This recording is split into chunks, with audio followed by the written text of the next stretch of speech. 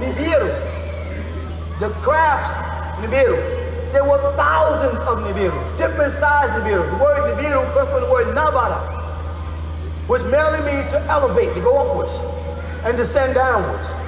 You follow? This one craft that you're talking about, they crashed into this planet, Tawaka, or Tiamat, called Nibiru, which is one cube-shaped craft that when in motion creates an orb. The sometimes which is similar to male and female, by the way, in nature. It crashed here, and y'all are based on that. The commanding officer of that craft was Mordecai. You understand? But the intellect, the high priest, or the Sam, or the mastermind, the most high, was called Anu. Anu had two sons who were in conflict with each other. And he knew that this was a very dangerous expedition, so he said, I'm taking the son of the disagreeable one, who has become agreeable, and make him the commander so he can make proper decisions. Enlil would have been too passive, and Enki would have been too aggressive. So he took the reptilian seed, because Enki's wife that gave birth to Murdoch and them were reptilians, and sent him to a planet where reptilians ruled. Because Genesis tells you that this planet was covered underwater and it was dark, so they could not send a mammal, he would have drowned. So when the craft came in and the Nibiru stopped outside of the solar system and sent in giants that came in here, they hovered. Then they brought in what they call crystal cities. What they brought them in, and they were like small cities, and they lived there while they started the experiment. And then they went on to Mars and the moon. This is now years ago when I said that, people said crazy. Now that they found life on Mars, now they found that there's life on stations on the dark side of the moon, it ain't funny no more. There's a great possibility that what I'm saying might be truer than what the hell they're saying. They gotta make me crazy because none of this is in the Bible. And the only way they can keep me and you passive is by keeping us believing that some God called Jesus is gonna come get us one day. And this keeps me and you from turning around and kicking him for all the stuff he done did to us. So you gotta keep me and you in that state of mind where we always go, okay, Lord Jesus, Jesus gonna come, he's gonna come. Every Christmas is coming, he ain't got here yet. From 2,000 years, and that's the base. Now he's getting to the point where you're starting to say, we done had 2,000 Easters and I ain't seen no Jesus yet. You better come up with some Jesus real quick, so he'll be fabricating Jesuses any day now. You understand? So he creates scenarios like David Koresh and beat him up and have regenerate your belief in Jesus, or to have a bunch of Tammuz come on television and say, I had this thing I was doing, Jesus touched my life, and you start really believing it. So these are rechargements because you become too conscious. You're wise enough to ask questions that they cannot deal with. Anu is a man. You follow? I saw him myself in flesh. What you're caught up with is time lapse. And here's what I get caught up on with time lapse and people who were born in this country and were once Christians. They don't have any problem with the part of the Bible that says that Elijah came to Jesus and met him on a mountain. And Jesus did a transfiguration. They say, now this man Elijah and this man Moses was dead for thousands of years. Right in their Bible it says that they came back and met Jesus and talked to Jesus less than 2,000 years ago. You hear me? And the disciples watched it. And then when they finished, Jesus was all full of light, transfiguration. Then they took off and went out. How old was Moses when he was standing in front of Jesus? How old? He would have had to be at least 4,000 years old. And Elijah, who went up on a golden chariot, almost 8,000 years old. But Jesus saw them as they were. Why? Because there's a such thing as time leaping, time regenerating. See, they're reanimating tissues again. That means they've mastered time and age and death. They admitted that death is an illness that there's a cure for. They already admitted that people die of a cardiac arrest and they can cure it. Because now they have, if you take an aspirin a day, you prolong your life. It's a known fact. If you take a bare aspirin every night, right, you won't have to worry about a heart attack, even if it's in your family. That's simple. How did it come out? What's an aspirin? Mold. What's mold? The original source of life. All they did is went back to the original source of life. All that cutting up and children didn't mean a thing. Take an aspirin, which is for mold, which is a self-grown life form, which is what I told y'all a couple of weeks ago. I said, if you want to create life, all you gotta do is take a bag and stick a piece of bread in it that's been dead all life out of it. You can burn it, stick it in there, and put some water in it, and twist it, and leave it there for a couple of weeks, and mold will grow. Therefore, you created life where there was no life. That's what happened on this planet. The right conditions between hydrogen and carbon and oxygen, the right conditions within the 99 elements. And sunlight, and the sunlight produced the life on this planet, which started an evolution in the water.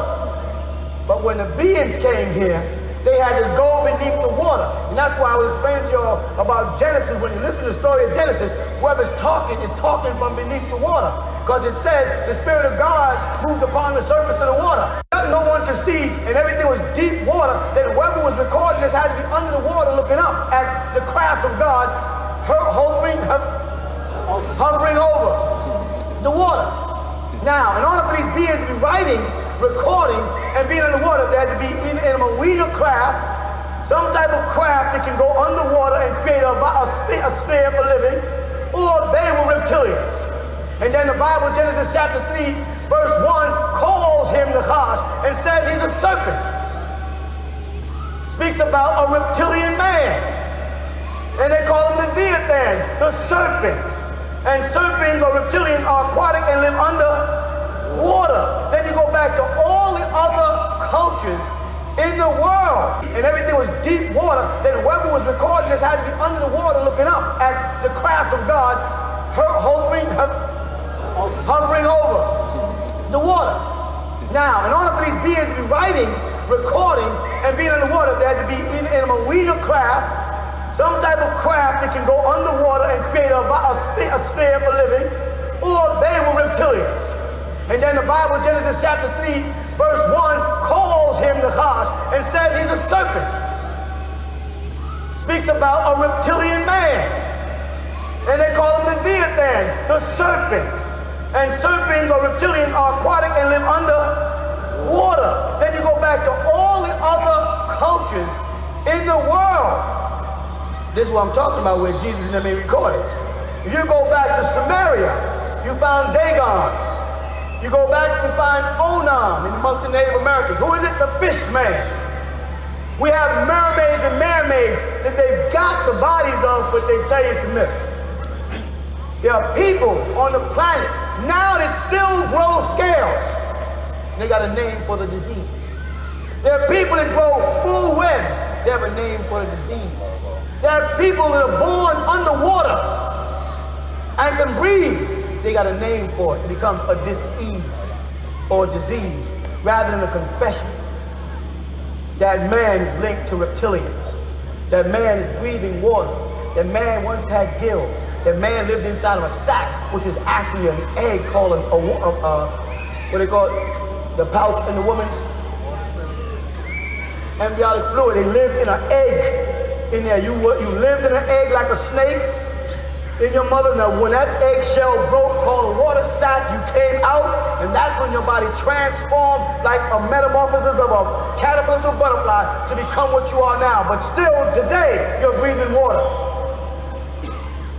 And if you don't have water in your environment, you dehydrate and you die. You follow? So you're not the kind of lizard that can live in the desert. You're the kind of lizard that has to be near water. You dig what I'm saying? You may not like it. And your descendants were a composite of Enlil and Enki. And they have the same thing in Egyptology. Ra comes out of the primordial egg, out of the water, out of the chaotic waters. Right? So now if you go back to Egypt, you want to be an Egyptian, you're going to be admitting that you have something to do with beings that were called fishmen. If you go back to Samaria, you're going to have to admit that you're going to go back. If you go back to Nubia, if you go back to the Yoruba, Ogun, you're going to be back. If you go back to Voodoo, you have sea gods. That you had a relationship with beings that came out of the sea that gave you these webs between your fingers. And like I said many times, if it wasn't for a simple word called grooming, and you saw what you really look like without shaving, washing, and cutting nails and all the stuff, you'd be a grossed out creature that would scare every person. You never cut your toenails or nails or washed up or pure on deodorant or never shaved. Think of what you look like. Never combed your hair, never brushed your teeth. You follow that? And every day when you get up, in order for you to rejuvenate yourself, you dive in the water. They call the source of your reproduction semen. Semen. You could say, that's not the same word, Doc. Yes, it is. It's just that when the Caucasian plays the phonetic game with you, it's all right. It's all right for them to say UFON. The hell is UFON? Say UFO. Oh, they see, instead of them saying UFO, because UFO is a confession that I really don't know what I'm looking at, and it makes me look stupid. What they do is turn it to a noun and say UFON. Never new organization. Now, none of them want to be UFO researchers now. Now they're UFON researchers. Now that's a phonetic alteration. It's cool when you do it. It's cool when the Freemasons take three words from, or 3 parts of a word out of the Bible and put them together and say Jebelun, Goma, Uz, and Daba, wisdom, strength, and beauty, and then say it means God, then it's okay. But when I do it, you say, see how you like to play with words? When I say manifestation, or man is the most infestation the planet's ever had, that's not just a perverted word, that's also a damn reality. Man is infesting the planet, ripping up the soil, poisoning the water, eating animals, and now poisoning and giving himself deadly diseases. Manifestation. Those are realities. You might not like the way they sound, but they're realities. If you don't want to believe what I'm saying, and please don't, just go investigate it. Why? Why won't you? Because you're too lazy or you're too afraid to find the truth. You don't want to go and find out that your whole Christianity was bullshit. There's a 2,000-year spell. Now we walk around saying, why we ain't got nothing? Because nobody else who has anything had Christianity. Say, well, the Chinese are doing good, they were Buddhists. The Japanese, they were Buddhists. And the gods that they worship look like them. Say, well, some Christians make it, yeah. White Christians make it, because the God they're looking at. And as long as you got a God that looks like other than you cannot instill dignity, pride, and honor, and nobility, and greatness in yourself or your kind. And you will never get nowhere. You'll always be saying, how come we don't got nothing? Yes, there you got it again. Oh, you can finish, finish. I just want to know, is Silent Arena? Say that again. Silent, am I pronouncing it right? Silent Arena? Sol and arena. So, yeah, for the word solar comes from. Is that Apsu and Tiamat together? No, so you're dealing with different explosions. That's why in the book I said not the Big Bang, a Big Bang. There's a concession of Big Bangs when it collapses. See, first it explodes out, then it collapses, and then as it explodes again, pieces break off, and each one of these things collapse and explode. So you have triads of deities which were named. They were ruled. Sol and Arena ruled. That's why I said there was Om was a planet, a part of a planet that was inhabitable. It wasn't a sun at the time. It was a planet, just like this planet. When it catches on fire, and as it begins to consume itself, what will it become? A sun.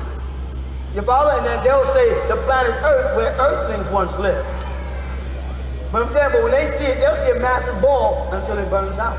Well, the time it takes to burn out is making this big decision. Because when you look up at our sun, we're looking at it as being around for a long time. But when you base it on the fact that there are other suns 1,000 times bigger than it, this is a very short time y'all got to be here. And it is burning out. And it will eventually be gone. They say in 1 million years, so that don't mean much to you as an individual. But if the world did exist for 1 million years, people would, at that 1,000th year, the sun goes boom, they'd be like, oh. And that happened before. That's why the Bible keeps saying replenish, replenish. That's why they want a selected few. They don't want everybody to say 144,000 is not a lot of people. No, they're not. But if you look around this room, there's a bunch of different genes in this room. They are selecting a certain amount of people to take out of here, to take to crafts. The rest of the people here are going to catch hell unless they've learned to transform themselves. You know what I'm saying? Other than that, they can forget. Unless they become spirit beings where they can re-inherit bodies, they can forget it because physical is going to be gone.